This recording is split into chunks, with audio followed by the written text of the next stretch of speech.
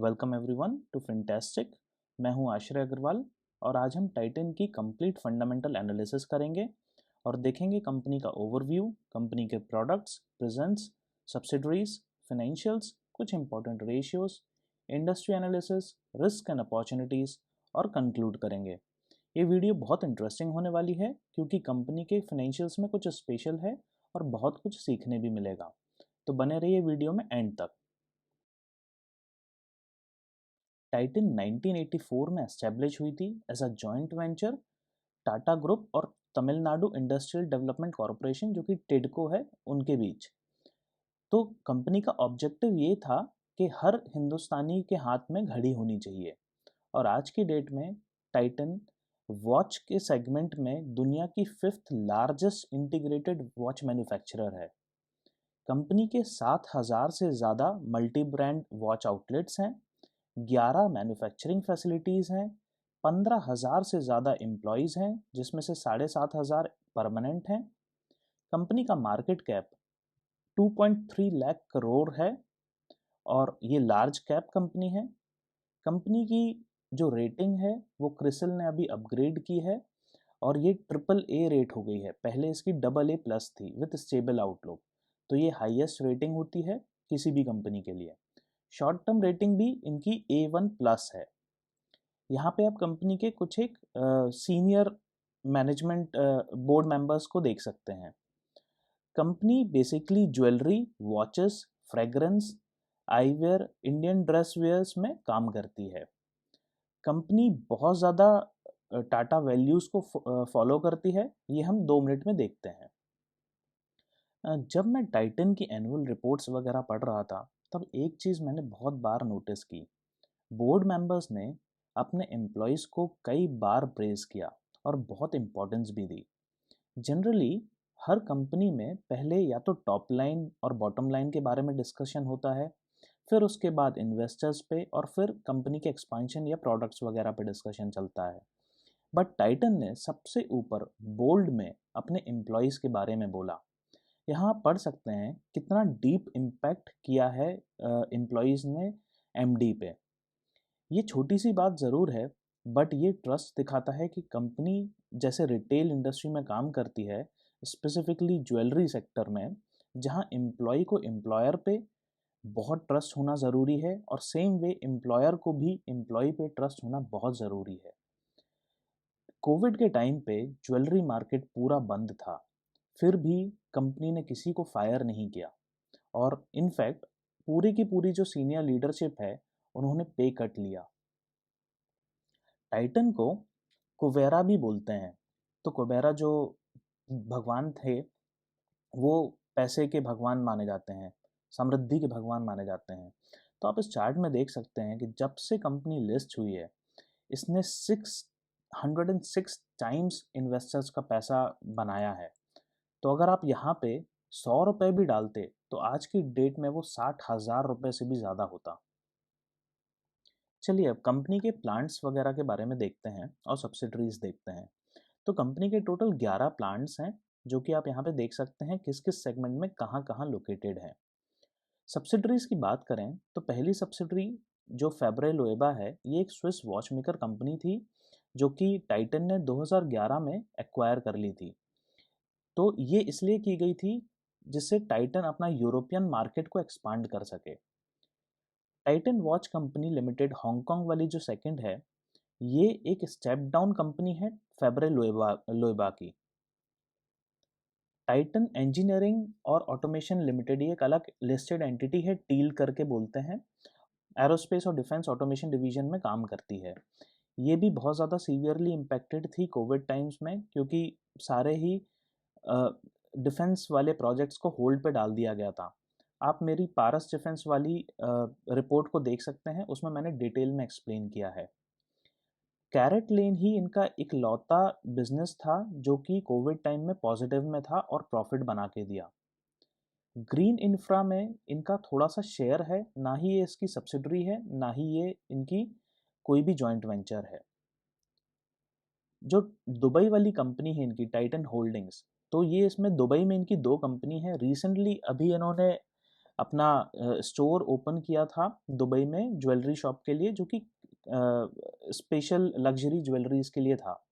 तो ये भी इसने काफ़ी अच्छी मोमेंटम पकड़ी है, बट यहाँ से ना प्रॉफिट हुआ है ना लॉस हुआ है। टाइटन कमोडिटी वाला जो है, ये अभी तक ऑपरेशंस में नहीं आया है। जो स्टूडियो आईएनसी है, ये कैरेट लेन की सब्सिडरी है और इसने भी अभी तक ऑपरेशंस स्टार्ट नहीं किए हैं, बट ये अमेरिका में इनकी जो ज्वेलरी और वॉचेस का सेगमेंट है उसको प्रमोट करने के लिए बनाई गई है।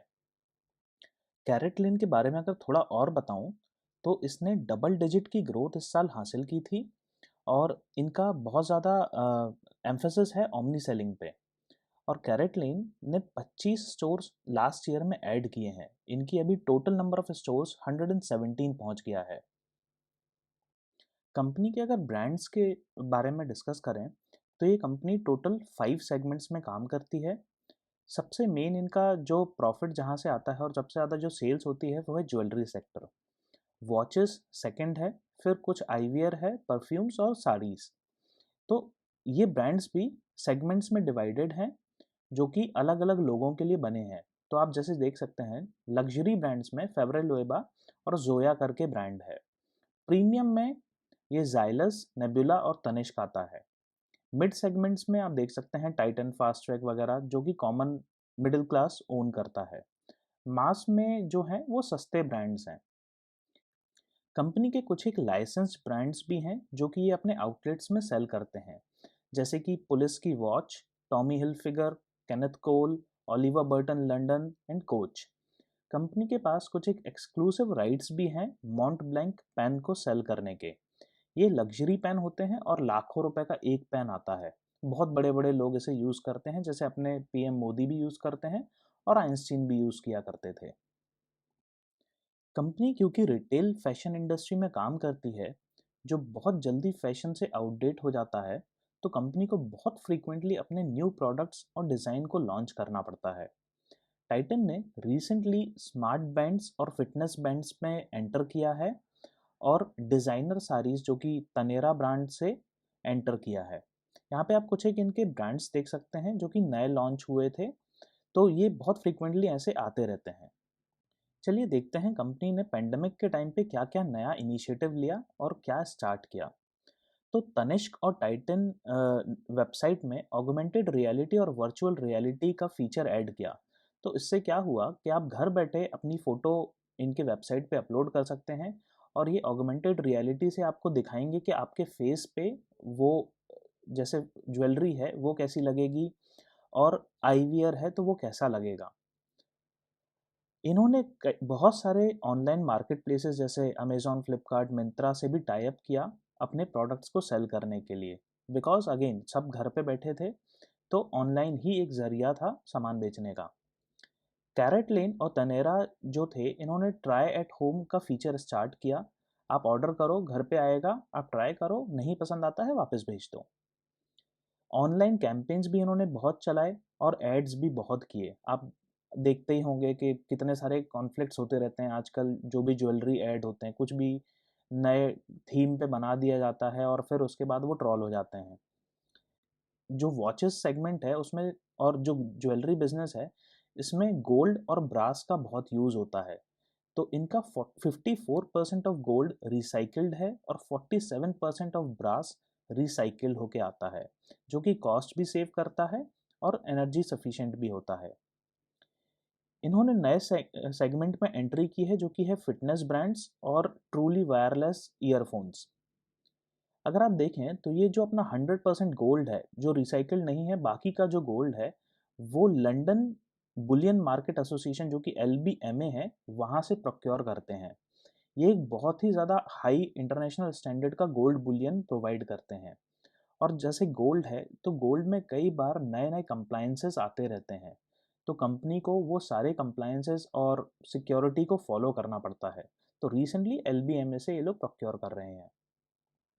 कंपनी के रेवेन्यू मिक्स के बारे में देखें, तो इनका जो मेन हाईलाइट है वो है ज्वेलरी सेक्टर। यहाँ पे आप देख सकते हैं कि FY21 में 18,631 करोड़ का उनका रेवेन्यू सिर्फ ज्वेलरी सेक्टर से आया, जो कि ऑलमोस्ट 90% है टोटल रेवेन्यू से। बाकी के सारे प्रोडक्ट से बहुत कम कम रेवेन्यू आता है। जबकि हम जानते थे बहुत पहले कि टाइटन तो सिर्फ शायद वॉचेस ही बनाती है, लेकिन असलियत में ज्वेलरी से ही इनका सब कुछ आता है। यहाँ पे आप देखेंगे तो प्रॉफिट भी ज्वेलरी सेगमेंट से ही आता है, बाकी सब जगह से लगभग लॉस ही है। थोड़ा सा प्रॉफिट इस बार आईवीआर से भी आया था। यहाँ पे आप देख सकते हैं कि जो पीबीटी है, प्रॉफिट बिफोर टैक्स है, वो इस साल आधा हो गया है कंपेयर टू लास्ट ईयर। इसके बारे में हम डिटेल में आगे जब फाइनेंशियल्स को डिस्कस करेंगे वहाँ पे देखेंगे। कंपनी के फाइनेंशियल्स को स्टार्ट करने से पहले मैं थोड़ा सा पेंडेमिक के बारे में डिस्कस करना चाहता हूँ। एक इंडिकेटर है प्राइवेट फाइनल कंजम्पशन एक्सपेंडिचर करके, PFCE। ये एक वाइटल इंडिकेटर है जो कि बताता है कि हाउस होल्ड की स्पेंडिंग जीडीपी के कंपैरिजन में कितनी हुई है, और ये जीडीपी का सबसे बड़ा कंपोनेंट है। FY21 में फर्स्ट क्वार्टर में ये 54% से फॉल हुआ था, जबकि सेम टाइम पे FY20 में फर्स्ट क्वार्टर में ये 56% से ग्रो हुआ था। पैंडमिक और ले ऑफ और सैलरी कट की वजह से ये एक ड्रास्टिक डिक्रीज देखने को मिला था। क्योंकि कंपनी एसेसरीज और नॉन एसेंशियल के बिजनेस में है, तो ये इम्पैक्ट बहुत ज़्यादा सीवियर था। लोग सेविंग्स ज़्यादा करना पसंद कर रहे थे, फालतू का एक्सपेंडिचर करने पे बिल्कुल भी जोर नहीं था। अब हम फिनेंशियल्स के स्टार्ट करें तो आप यहाँ पे देख सकते हैं कि कंपनी ने वैसे तो थोड़ा सा लास्ट ईयर के कंपैरिजन में ज़्यादा रेवेन्यू कमाया, जो कि टोटल प्रॉफिट था वो डिक्रीज हुआ, वो हम और डिटेल में चेक करेंगे। यहाँ पे आप देखोगे कि रेवेन्यू तो ज़्यादा आया लेकिन एक्सपेंस भी ज़्यादा हो गया। एक्सपेंस क्यों ज़्यादा हुआ, उसका एक मेन कंट्रीब्यूटर जो है वो मुझे ये दिखाई दिया, इन्वेंट्री चेंज। इसके बारे में हम थोड़ा सा और 1 मिनट में डिबग करेंगे।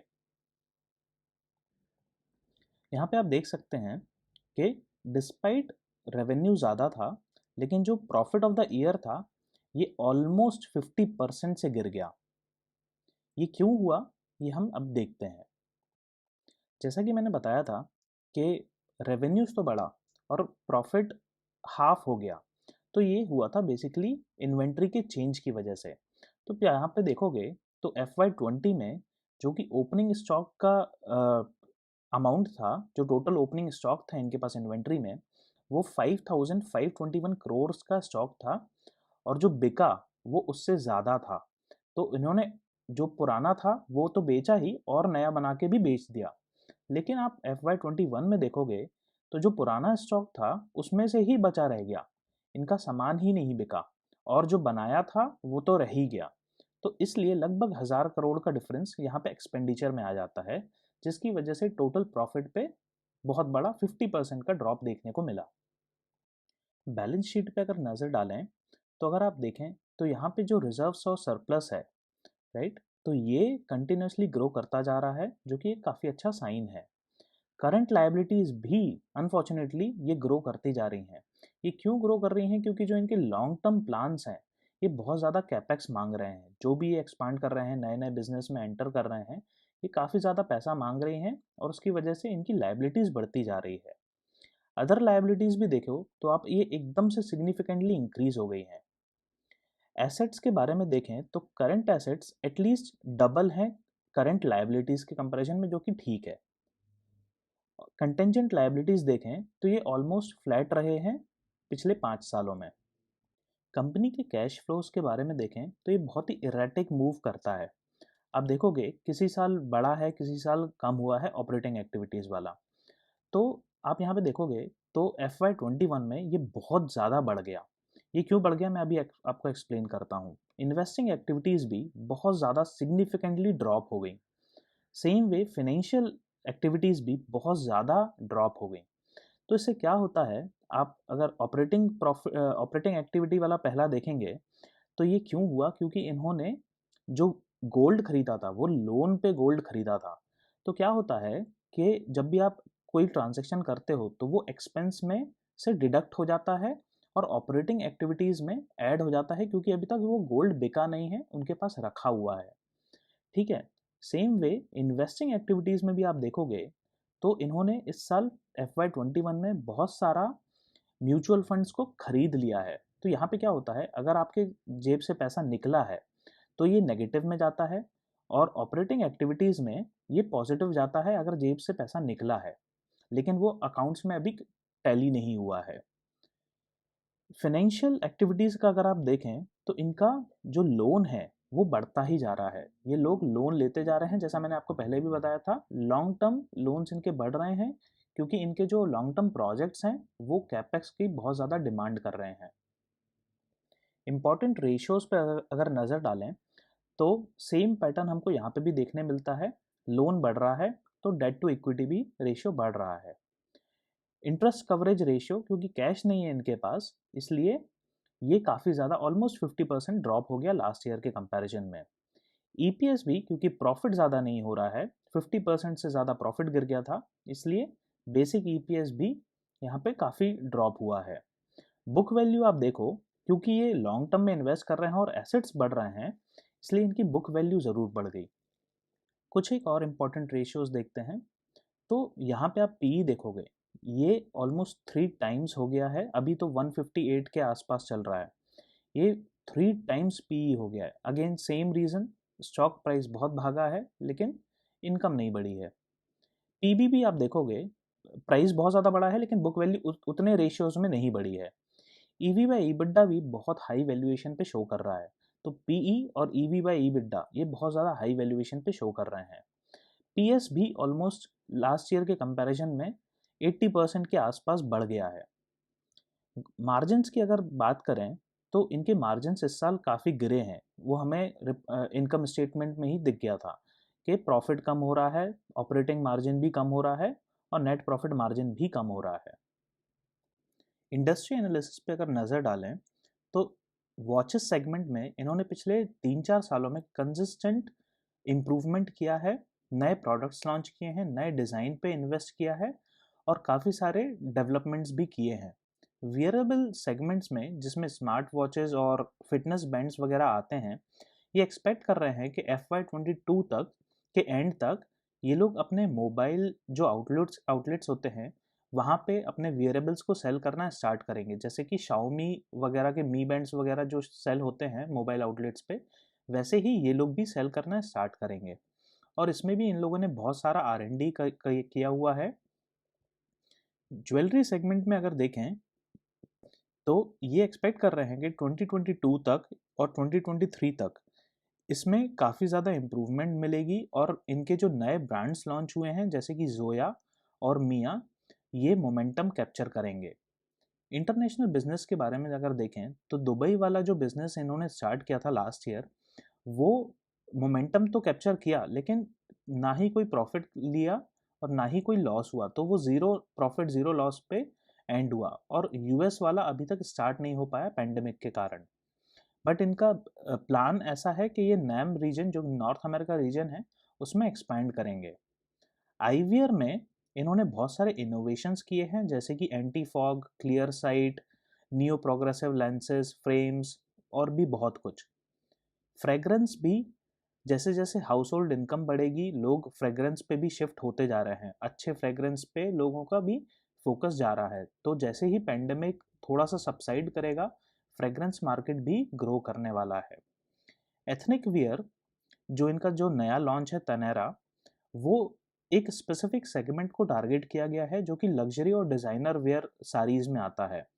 नॉर्मली इंडिया में अब साड़ीज का ट्रेडिशन कम हो रहा है, बट इन्होंने जो चूज़ किया है वो है लग्जरी और डिज़ाइनर साड़ीज, जो कि आप एक बार दो बार ही पहनते हो और फिर उसको थ्रो कर देते हो। वो मार्केट ग्रो हो रहा है। कंपनी के रिस्क और अपॉर्चुनिटीज़ के बारे में अगर नज़र डालें तो पहला जो रिस्क नज़र आता है वो है टेक्नोलॉजिकल। अब क्योंकि कंपनी एंटर कर रही है स्मार्ट बैंड्स और फिटनेस बैंड की इंडस्ट्रीज में भी, तो इसमें आप लोगों का पर्सनल डेटा और हेल्थ डेटा स्टोर करते हो। तो कल को कोई भी अगर साइबर अटैक होता है या हार्डवेयर या सॉफ्टवेयर का फेलियर होता है तो वो एक रिस्क हो सकता है। जियोपॉलिटिकल इसलिए क्योंकि आज की डेट में इंडिया में सबसे ज़्यादा जो भी स्मार्ट बैंड्स और आईवीआर्स वगैरह का जो मार्केट है ये चाइना से इंपोर्ट होता है। तो अगेन अगर चाइना का कुछ भी इशू जाता है, जियोपॉलिटिकल प्रॉब्लम्स जाते हैं, तो यहाँ पे इम्पैक्ट हो सकता है। रेगुलेटरी इसलिए क्योंकि गोल्ड एक बहुत ही ज़्यादा सेंसिटिव मार्केट है और इसमें बहुत ज़्यादा कंप्लायंस को फॉलो करना पड़ता है। अपॉर्चुनिटीज़ अगर देखें तो जैसे जैसे मिडिल क्लास और अपर मिडिल क्लास की इनकम बढ़ेगी, वैसे वैसे इनका जो प्रीमियम सेगमेंट है, क्योंकि पूरी कंपनी ही महंगी चीज़ों पे काम करती है, तो जैसे जैसे सैलरी बढ़ेगी वैसे वैसे इनका सेल भी बढ़ेगा। रूरल इकोनॉमी भी एक वाइटल रोल प्ले करती है, क्योंकि अगर आप नोटिस करोगे तो जो किसान और जो गांव के लोग होते हैं, तो जब भी इनकी फसल अच्छी आती है, पैदावार अच्छी होती है, तो ये लोग गोल्ड में बहुत इन्वेस्ट करते हैं। सीधा जाते हैं गोल्ड के बिस्किट्स या फिर बार्स खरीदते हैं, नहीं तो फिर ज्वेलरी खरीदते हैं। तो अगर रूरल इकोनॉमी ग्रो करेगी तो इनका ज्वेलरी बिजनेस भी ग्रो करेगा। नए सेगमेंट्स में ये लोग बहुत ज़्यादा एंटर करते जा रहे हैं और पॉसिबली ये उसमें भी लीडिंग पोजीशन हासिल करेंगे। टाइटन का अगर शेयर होल्डिंग पैटर्न देखें तो टाइटन का जो प्रमोटर का शेयर है वो एक बहुत अच्छे हेल्दी शेयर में है, 52.9%, और ये कंसिस्टेंट है, यहाँ पे कभी भी कोई ड्रॉप नहीं आया और प्लेजिंग भी कभी नहीं हुई है। कंपनी के मेजरली दो प्रमोटर्स हैं, क्योंकि ये जॉइंट वेंचर है। तो तमिलनाडु इंडस्ट्रियल डेवलपमेंट कॉरपोरेशन जो कि टिडको है, वो 27.88% का शेयर रखता है और टाटा सन्स का वही 20.84% का शेयर है। एफआईआई और डीआईआई इसमें बहुत ज़्यादा इन्वॉल्व होते हैं इस कंपनी में, क्योंकि ये बहुत लेगेसी इनकी बहुत अच्छी रही है, मार्केट में प्रेजेंस इनका बहुत अच्छा है। तो 18.55% का शेयर एफआईआई होल्ड करते हैं, वहीं 10.46% का शेयर डीआईआई होल्ड करते हैं। पब्लिक लगभग 18.09% का शेयर होल्ड करती है। कंपनी के पीयर्स अगर देखें तो एज सच इनका कोई पीयर है नहीं, क्योंकि कंपनी बहुत डाइवर्सिफाइड है, इनका सिर्फ एक पोर्टफोलियो या फिर एक सेगमेंट में शेयर मेजरली नहीं है। लेकिन फिर भी अगर देखें तो टाइटन का जो सबसे ज़्यादा रेवेन्यू आता है, तो इसको बेस्ट कंपेयर करना होगा ज्वेलरी सेगमेंट से। तो जैसे कल्याण ज्वेलर्स वगैरह हैं, तंगमलाई ज्वेलर्स हैं, पीसी ज्वेलर्स है, तो इनका जो मार्केट कैप है वो भी कंपनी के टोटल सेल्स रेवेन्यू से भी कम है। तो इसका एक्चुअली कोई पीयर है नहीं। लेकिन अगर आप बाकी चीज़ें देखें तो कंपनी फिलहाल काफ़ी हाई वैल्यूएशन पे है, ईवी बाई EBITDA 79.61 है, जो कि बहुत हाई होता है। पी भी अगर आप देखें तो आज की डेट में 158 के आसपास है, ये बहुत हाई है। बाकी अगर आप देखें तो आरओई और आरओसीई वगैरह ठीक हैं, काफ़ी अच्छे हेल्दी नंबर्स में दिखाई देते हैं। चलिए अब कंपनी को समराइज करते हैं। प्रोज की अगर बात करें तो company fifth largest watch maker है दुनिया में, लार्जेस्ट ज्वेलरी मेकर है इंडिया में। बहुत सारी जगह पे ये नए मार्केट में नए प्रोडक्ट्स में एंटर कर रहे हैं। हिस्टोरिकली ये इन्वेस्टर्स की बेस्ट फ्रेंड रही है, क्योंकि लगभग 606 टाइम्स पैसा बनाया है इन्वेस्टर्स का। बहुत ही क्रेडिबल मैनेजमेंट है, लेगेसी बहुत हाई है क्योंकि टाटा की कंपनी है, वैल्यूज़ भी टॉप नॉच हैं। कंपनी का अगर प्रोज एक और प्रो देखें तो जैसे जैसे इनकम बढ़ेगी, इंडिया की ग्रोथ पे कंपनी की भी ग्रोथ होने वाली है। कॉन्स के बारे में हम जैसे अगर डिस्कस करें तो ऑलरेडी रिस्क में मैंने जैसा मेंशन किया कि टेक्नोलॉजिकल, जियोपॉलिटिकल और कंप्लायंस का इशू थोड़े हो सकते हैं। उसके अलावा कंपनी बहुत हाई वैल्यूएशन पे है और जब तक पेंडेमिक है इनका मार्केट थोड़ा सा डाउन ही रहेगा। अगर आपको कोई भी डाउट्स है या आप चाहते हैं कि मैं किसी स्पेसिफिक टॉपिक पे थोड़ा और एक्सप्लेन करूं, तो प्लीज़ कमेंट करके बताइए। किसी और कंपनी का एनालिसिस भी अगर आप चाहते हैं तो कमेंट में ज़रूर बताइए। Thank you.